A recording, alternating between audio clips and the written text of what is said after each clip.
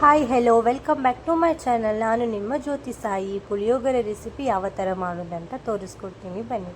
ಮೊದಲಿಗೆ gas stove on ಮಾಡಿ. ಇದಾದ ನಂತರ ಒಂದು ಪಾತ್ರೆ ಇಟ್ಟು ಅದಕ್ಕೆ ಕೊತ್ತಂಬರಿ, ಜೀರಿಗೆ, ಕಾಳುಮೆಣಸು, ಮೆಂತೆ ಹಾಕಿ ಚೆನ್ನಾಗಿ ಹುರ್ಕೋಬೇಕು. ಇದನ್ನು ಲೋ ಫ್ಲೇಮಲ್ಲಿಟ್ಟು, ಎಣ್ಣೆ ಹಾಕಲಿಕ್ಕಿಲ್ಲ, ಲೋ ಫ್ಲೇಮಲ್ಲಿಟ್ಟು ಚೆನ್ನಾಗಿ ಇದನ್ನು ಚೆನ್ನಾಗಿ ಹುರ್ಕೊಳ್ಬೇಕು. ಇದು ಕೈಯಲ್ಲಿ ಹಿಂಗಂದರೆ ಪಟ್ಟಂತ ಒಡೆದೋಗ್ಬೇಕು, ಆ ಥರ ರೋಸ್ಟಾಗಿ ಹುರ್ಕೊಳ್ಬೇಕು. ಇದಾದ ನಂತರ ಸ್ವಲ್ಪ ಕರಿಬೇವು ಸೊಪ್ಪು ಹಾಕಿ ಅದರೊಟ್ಟಿಗೆ ಮಿಕ್ಸ್ ಮಾಡಿಕೊಂಡು ಹುರ್ಕೊಳ್ಳಿ ಚೆನ್ನಾಗಿ.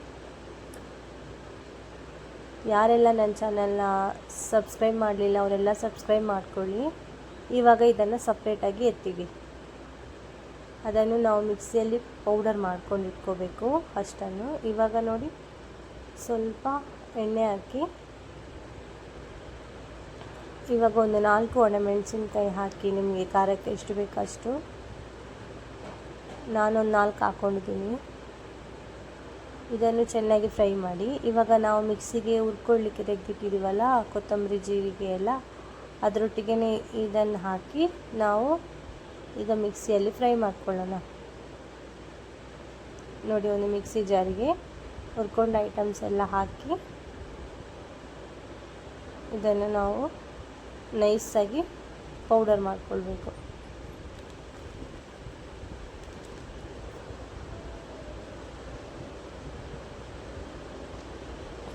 ನೀರು ಹಾಕ್ಲಿಕ್ಕಿಲ್ಲ, ಹಾಗೆಯೇ ನಾವು ಪೌಡರ್ ಮಾಡ್ಕೊಳ್ಬೇಕು ಪುಡಿ ಥರ.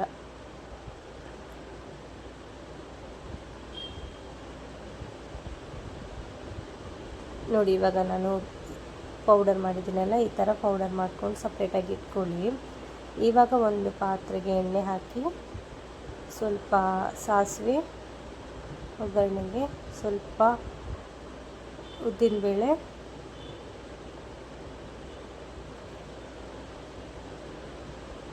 ಸ್ವಲ್ಪ ಕರಿಬೇವಿನ ಸೊಪ್ಪು, 1-2 ಒಣಮೆಣಸಿನ್ಕಾಯಿ, ಸ್ವಲ್ಪ ಬೆಳ್ಳುಳ್ಳಿ, 1-2 ಒಣಮೆಣಸಿನ್ಕಾಯಿ ಹಾಕಿ ಇದನ್ನು ಚೆನ್ನಾಗಿ ಈ ಥರ ಫ್ರೈ ಮಾಡ್ಕೊಳ್ಳಿ ಚೆನ್ನಾಗಿ. ಬೆಳ್ಳುಳ್ಳಿ ಸ್ವಲ್ಪ ಜಜ್ಕೊಂಡು ಹಾಕಿ, ಚೆನ್ನಾಗಿರುತ್ತೆ. ನಾನು ಜಜ್ಜಿದ್ದೀನಿ, ಲೈಟಾಗಿ ಜಜ್ಜಿ, ತುಂಬ ಬೇಡ, ಲೈಟಾಗಿ 1-2 ಸ್ವಲ್ಪ ಜಜ್ಜಿದ್ರೆ ಸಾಕು. ನೋಡಿ, ಇದು ಚೆನ್ನಾಗಿ ಫ್ರೈ ಆಗಬೇಕು. ಫ್ರೈ ಆದ ನಂತರ ಹುಣಸೆ ಹುಳಿ ರಸ ಹಾಕ್ಕೊಳ್ಳಿ. ಒಂದು ತುಂಬ ಬೇಡ, ಸ್ವಲ್ಪ ಹಾಕ್ಕೊಳ್ಳಿ ಹುಣಸೆ ಹುಳಿ ರಸ.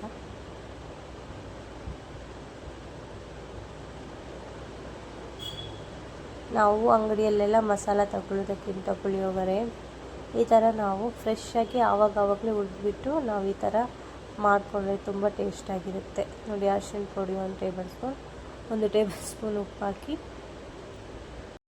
ಇದನ್ನು ಕೂಡ ಚೆನ್ನಾಗಿ ಈ ಥರ ಮಿಕ್ಸ್ ಮಾಡ್ಕೊಳ್ಳಿ. ತುಂಬ ಟೇಸ್ಟಾಗಿರುತ್ತೆ. ಒಂದು ಸಲ ಟ್ರೈ ಮಾಡಿ ಈ ರೆಸಿಪಿನ, ತುಂಬ ಟೇಸ್ಟಿಯಾಗಿರುತ್ತೆ. ದೇವಸ್ಥಾನದಲ್ಲೆಲ್ಲ ಇದೇ ಥರ ಮಾಡ್ತಾರೆ. ಇವಾಗ ನೋಡಿ, ನಾವು ಪೌಡರ್ ಮಾಡ್ಕೊಂಡಂತಹ ಪುಡಿನ ಇದಕ್ಕೆ ಹಾಕ್ಕೊಂಡು ಇದನ್ನು ಸೇರಿಸಿ ಮಿಕ್ಸ್ ಮಾಡ್ಕೊಳ್ಳೋಣ ಚೆನ್ನಾಗಿ.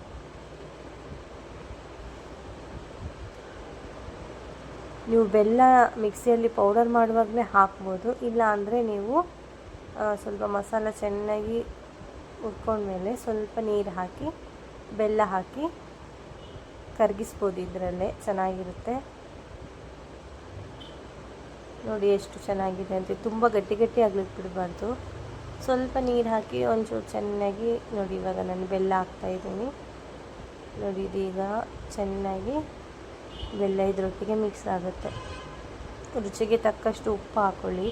ನಾನು ಅನ್ನ ಬೇಯಿಸ್ತೀನಲ್ಲ, ಆವಾಗಲೇ ನಾನು ಸ್ವಲ್ಪ ಉಪ್ಪು ಹಾಕಿರ್ತೀನಿ. ಯಾಕೆಂದರೆ ನಾವು ಈ ಥರ ಮಾಡಿದರೆ ನಾವು ಅನ್ನ ಸಪ್ರೇಟಾಗಿ ನಾವು ಮಾಡುವಾಗ ಅದಕ್ಕೆ ಉಪ್ಪು ಹಾಕ್ಬೇಕು, ಇಲ್ಲಾಂದರೆ ರುಚಿ ಕಮ್ಮಿ ಆಗುತ್ತೆ, ಆಗ ಟೇಸ್ಟ್ ಅಷ್ಟೊಂದು ಚೆನ್ನಾಗಿರಲ್ಲ.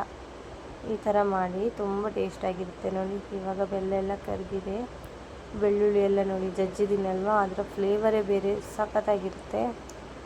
ನಮ್ಮ ಕಡೆ ದೇವಸ್ಥಾನದಲ್ಲೆಲ್ಲ ಇದೇ ಥರ ಮಾಡ್ತಾರೆ ರೆಸಿಪಿ.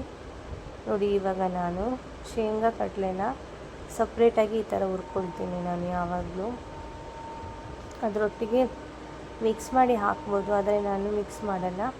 ಈ ಥರ ಸಪ್ರೇಟಾಗಿ ಹುರ್ಕೊಂಡು ಅದರ ಸಿಪ್ಪೆ ತೆಗೆದು ಆನಂತರ ನಾನು ಅದರೊಟ್ಟಿಗೆ ಮಿಕ್ಸ್ ಮಾಡ್ಕೊಳ್ತೀನಿ. ಇಲ್ಲಾಂದರೆ ನೀವು ಸಿಪ್ಪೆ ಸಮೇತನೂ ಹಾಕ್ಬೋದು ಸ್ಟಾರ್ಟಿಂಗ್ಗೆ.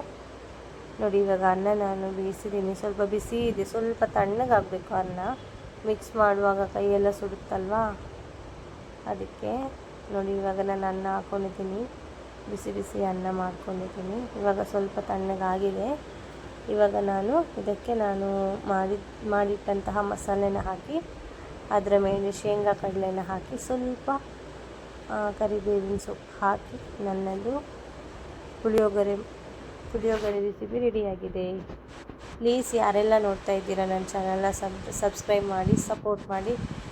ಯಾರೆಲ್ಲ ಅಂದರೆ ಈ ಪುಳಿಯೋಗರೆ ಮಾಡಬೇಕಂತವ್ರು ಈ ಥರ ಈಸಿಯಾಗಿ ಮಾಡಿಕೊಂಡು ಪೌಡರ್ ಮಾಡಿ ಕೂಡ ಇಟ್ಕೊಳ್ಳಿ. Thank you.